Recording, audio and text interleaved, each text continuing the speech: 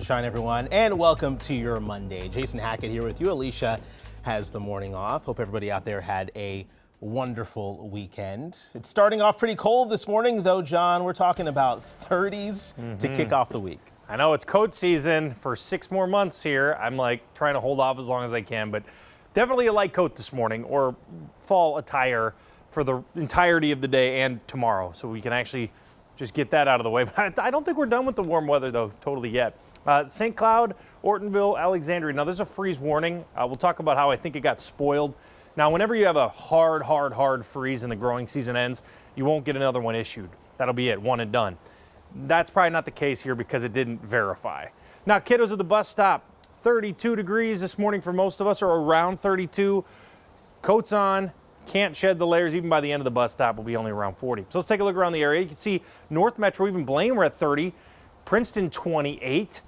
Alexandria, 38. There's a little cloud deck that came through and kind of spoiled the party for the 20s.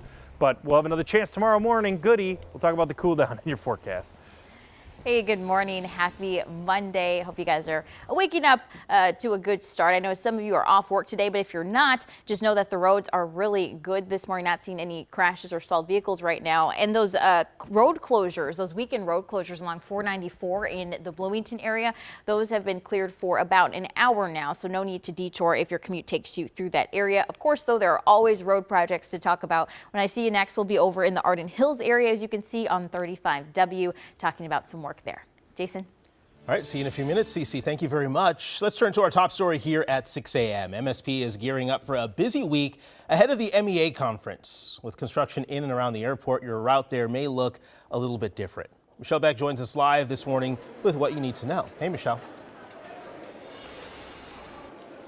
Hey, good morning to you, Jason. Well, here's what I learned from an airport official in the last half hour. This MEA long weekend that's ahead of us, it's going to be busy, he says, but he also tells me it's going to be overstaffed on all the fronts here. We're talking about TSA, the security line, the counters, etc.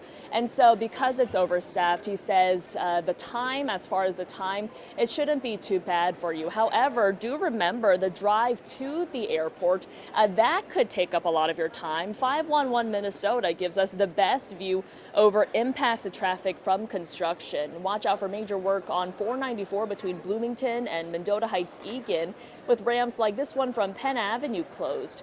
MSP officials say to expect these closures whether your flight's on a weekend or at night.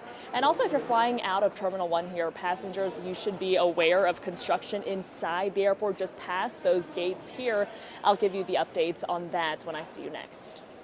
All right, Michelle Beck reporting from the airport this morning. Thank you. Today, post offices will be closed for Indigenous Peoples Day, and mail carriers across the country will hit the picket lines for a new contract. So if you're in downtown Minneapolis for lunch, you may see the Metro mail carriers outside the post office on South 1st Street. They say they've been working for nearly a year and a half without a contract or a tentative agreement. They say that's a record dating back more than 50 years. Union leaders say they're asking for better wages and better work conditions. Right now, St. Paul police and postal inspectors are investigating a shooting inside of a post office just over 12 hours ago. It all happened near the intersection of 7th Street and Alaska Avenue. Police say they found a man with multiple gunshot wounds inside. He was taken to the hospital with life-threatening injuries. Police say the suspect left but was arrested an hour later during a traffic stop. Police say both worked for the post office. And this morning, 2 people are in critical condition after a shooting just outside of Foley, east of St. Cloud. The sheriff's department says they were called to a barn where they found the 2 people who had been shot. Deputies say they found the suspect nearby and arrested him. Right now, we're waiting to hear more information, and we'll update you as soon as we do. New this morning from the Northwest Metro, we're learning a person has been found dead after a house fire in Rogers. That's according to the Rogers Fire Department. This all happened last night on Territorial Road and Fletcher Lane. 2 firefighters had minor injuries from the fire. One was treated and released on the scene. The other is being treated over at North Memorial Hospital. Rogers Police and Hennepin County fire investigators are looking into this. Crews in Florida say power should be restored as soon as today after Hurricane Milton left millions of people in the dark. 4 days after the storm made landfall, more than 400,000 customers in the state are waking up with no power. Meanwhile, President Biden is promising more than $600 million to restore and upgrade the power grid after Milton and Helene hammered the state. Full power restoration is expected in Florida by tomorrow night.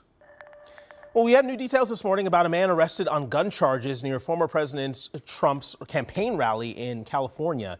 Federal officials tell CNN there's no evidence to indicate the man had any intention of trying to assassinate Trump.